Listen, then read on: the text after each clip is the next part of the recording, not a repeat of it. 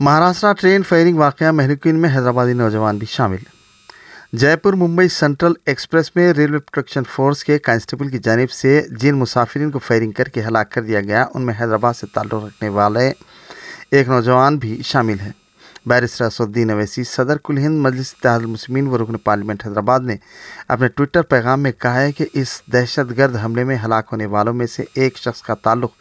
हैदराबाद के बाजार घाट नामपल्ली से है। मुतवफ़ी की शिनाख्त सैयद सैफुल्लाह के तौर पर की गई है। मजलिस इत्तेहादुल मुस्लिमीन के रुकन असम्बली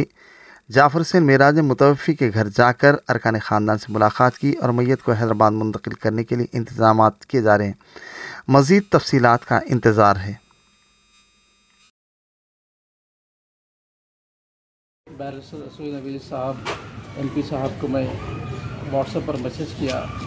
कि मेरे भांजे का इस तरीके से हादसा हुआ है, उसमें ये शरीक हैं। तो इमीडिएट जो है ना जाफ़र हुसैन मेराज साहब से बात किए और मेरा नंबर जाफ़र हुसैन मेराज साहब को दिए, फिर मुझे भी दिए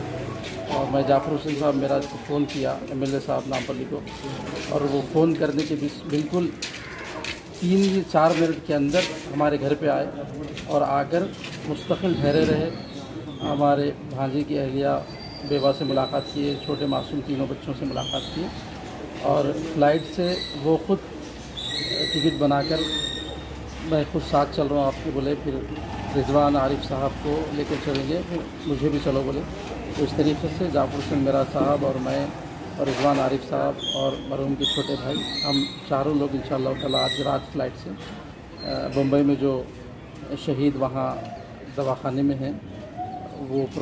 उनको वापस लाने के लिए, डेड बॉडी को वापस लाने के लिए पहुँच रहे हैं। मैं बहुत शुक्रिया अदा करता हूँ सदर मजलिस इत्तेहादुल मुस्लिमीन असद साहब का, जिन्होंने दिल्ली में बावजूद पार्लियामेंट चल रहा है और इमीडिएट रिस्पांस दिया, और MLA साहब जो हमारे हैं वो भी बहुत अच्छा रिस्पांस दिए और उनके साथ उनके रफ़क़ा कारपोरेटर्स वगैरह भी साथ बैठे रहे, मौजूद रहे और हमारा बहुत बड़ा ताउन किए और फ़्लाइट की टिकट वगैरह फराहम कर रहे हैं और फिर वहाँ से मय्यत को लाने का भी इंतज़ाम किया जा रहा है। जी साहब, कल जो एक दर्दनाक वाक़या पेश आया, ट्रेन के अंदर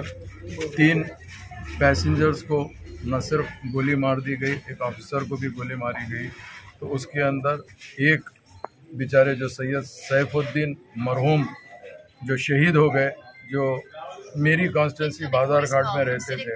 जैसे ही इत्तला मिली नक़ीब मिल्लत बैरिस्टर असदुद्दीन अवैसी साहब ने इमीडिएट मुझे इंस्ट्रक्शन दिया कि बोले एक अपना हैदराबाद का लड़का है जो बाजार घाट में रहता फौजी। इमीडिएट हम यहाँ आए, रेलवे की पुलिस भी आई, उनकी फैमिली मेम्बर से मुलाकात की, मगर बदकिस्मती इस बात की है कि वो बेचारा एक ही आदमी था जो पूरा घर को देखने वाला, बीवी है, 3 छोटे बच्चियाँ हैं उसको, और ये अपने सेठ जो गुजराती गली कोठी के अंदर एक मोबाइल की छोटी सी दुकान है, उस दुकान के ऊपर मरहूम काम करते थे। सेठ के साथ अजमेर शरीफ जाके अजमेर से बॉम्बे होते हुए हैदराबाद आ रहे थे, उनके साथ ये हादसा पेश आया क्योंकि ये फ़िरका परस्ती की इंतहा हो गई। आज हिंदुस्तान के अंदर क्या हो रहा ये हमको खुद समझ में नहीं आता, क्योंकि आप खुद देखिए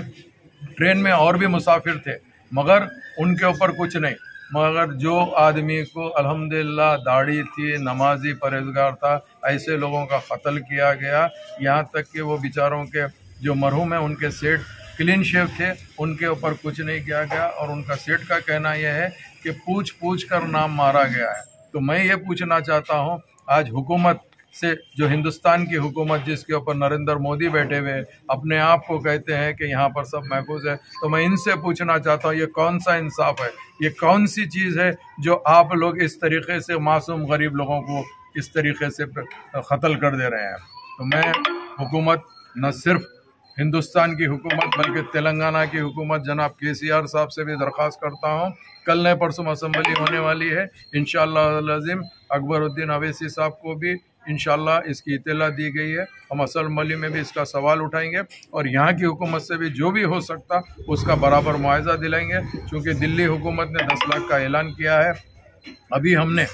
उसका तो एक अलग शक्ल है, 10 लाख से कुछ नहीं होता, मासूमों की ना सिर्फ ज़िंदगी ले रहे हैं। मैं ये पूछना चाहता हूँ कि ये जो मासूम बच्चियां हैं, हार्डली एक बच्ची तो सिर्फ 6 महीने की है, 2 साल की है और एक 3 या 4 साल की है। ऐसे बच्चों के साथ में इनका कौन देखना है? अगर बाप का साया अगर उठ जाएगा तो किस तरीके से ये होगा? तो ये जो जालिमाना दौर चल रहा है, इस दौर के खात्मे के लिए आपको हमको सोचना चाहिए। और हम भी ये समझते हैं कि इंशाअल्लाह ताला जितना हो सका मजलिस इत्तेहादुल मुस्लिमीन नक़ीब मिल्लत और हबीब मिल्लत की